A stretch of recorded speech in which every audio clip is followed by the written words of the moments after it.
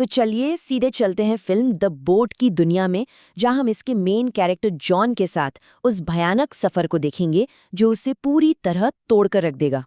जरा इस सवाल पर गौर कीजिए, क्या हो अगर मदद और खतरा दोनों एक ही चीज बन जाएं?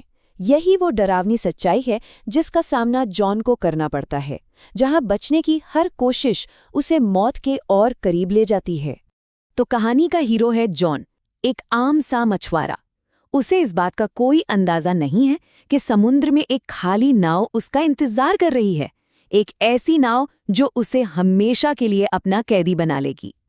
देखिए सब कुछ कितनी तेजी से होता है। जॉन मछली पकड़ने निकलता है, घना कोहरा उसे चारों तरफ से घेर लेता है और इसी कोहरे में उसे एक सुनसान नाव दिखती है, एक उम्मीद। लेकिन ये उम्मीद असल में एक जाल है। जैसे ही वो उस नाव पर कदम रखता है, उसकी अपनी नाव गायब हो जाती है। खेल बस अभी शुरू हुआ है। इस नाव पर कुछ तो बहुत गड़बड़ है। एक तरफ ताज़ा खाना और सलीके से रखे हुए कपड़े, ऐसा लगता है जैसे कोई अभी अभी यहाँ था, और दूसरी तरफ एक अजीब डरावनी खामोशी, कोई इंसान नहीं। यही वो अजीब बात है जो जॉन के मन में बेचैनी पैदा करना शुरू कर देती है। अब तक जो एक रहस्य था, वो धीरे धीरे एक जाल में बदल रहा है। जो नाव जॉन के लिए उम्मीद बनकर आई थी, वही अब उसकी जेल बनने वाली है। और फिर सच्चाई उसे हिट करती है। कोहरा हटता है और जॉन को एहसास होता है कि उसकी नाव जा चुकी है। वो इस विशाल अंतहीन समंदर के बीचों बीच फंसा है, एकदम अकेला। मदद के लिए कोई नहीं और भागने का कोई रास्ता नहीं। अब जॉन की हताशा बढ़ती जा रही है। वो मदद के लिए रेडियो पर चिल्लाता है, लेकिन दूसरी तरफ से सिर्फ सन्नाटा है। वो इंजन को चालू करने की जी जान से कोशिश करता है, लेकिन वो भी बेकार। उसकी हर कोशिश नाकाम हो रही है और नाव उसे अपनी कैद में और भी कसती जा रही है। और यहीं पर कहानी एक खतरनाक मोड़ लेती है। जॉन को समझ आ जाता है कि ये सिर्फ बदकिस्मती नहीं है, बल्कि वो एक जीती जागती जानलेवा ताकत का सामना कर रहा है। लेकिन जॉन भी हार मानने वालों में से नहीं है। वो अपनी पूरी जान लगाकर आखिरकार इंजन ठीक कर ही लेता है। ये उम्मीद की एक छोटी सी किरण है, एक ऐसा पल जब उसे लगता है कि शायद वो इस खेल को जीत सकता है। पर इस नाव की क्रूरता का कोई अंत नहीं। जैसे ही जॉन को उम्मीद की वो किरण दिखती है, नाव उसे जोर का झटका देकर बर्फीले पानी में फेंक देती है।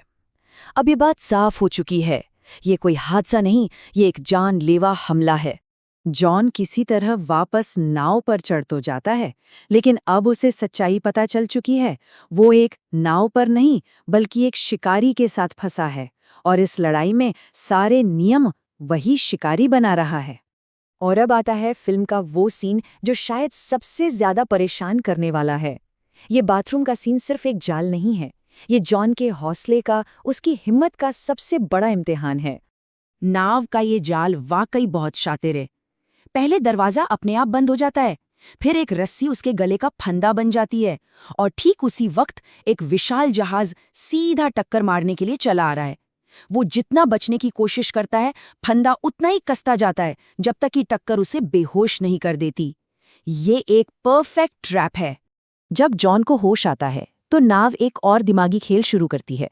बाथरूम में पानी भर रहा है, लेकिन ये समंदर का खारा पानी नहीं, बल्कि पीने लायक मीठा पानी है। ये उम्मीद का एक बहुत ही क्रूर मजाक है। और फिर नाव अपनी दी हुई उम्मीद को बड़ी बेरहमी से छीन लेती है। मीठा पानी अचानक खारा हो जाता है और कमरा तेजी से छत तक भरने लगता है। नाव ने उसे डूबने के लिए छोड़ दिया है। इससे एक बात बिल्कुल साफ हो जाती है, इस नाव का पूरा कंट्रोल है। ठीक जब जॉन मौत से बस एक पल दूर होता है, एक क्लिक की आवाज आती है और दरवाजा खुल जाता है। मतलब नाव उसे मारना नहीं चाहती, वो बस उसे तड़पाना चाहती है। इस भयानक तजुर्बे के बाद जॉन भागने की और भी हताश कोशिशें करता है, लेकिन हर कोशिश उसे एक ही सच्चाई के करीब ले जाती है कि यहाँ से बचकर जाना नामुमकिन है।